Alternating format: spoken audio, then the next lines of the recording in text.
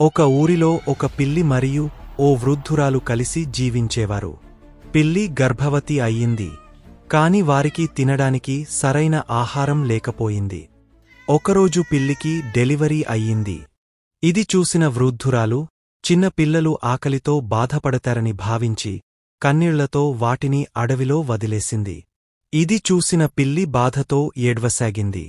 అదే అడవిలో ఓ బాతు ఉండేది. అది ఆ పిల్లలను కాపాడింది.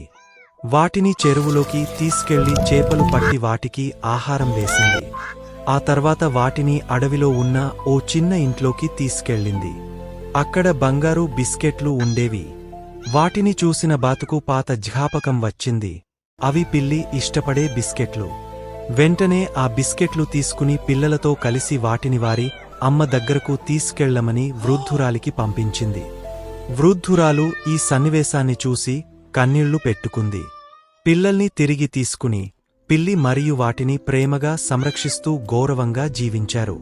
ఇది ప్రేమ, త్యాగం మరియు నిజమైన బంధాల గొప్పతనాన్ని చూపించే కథ.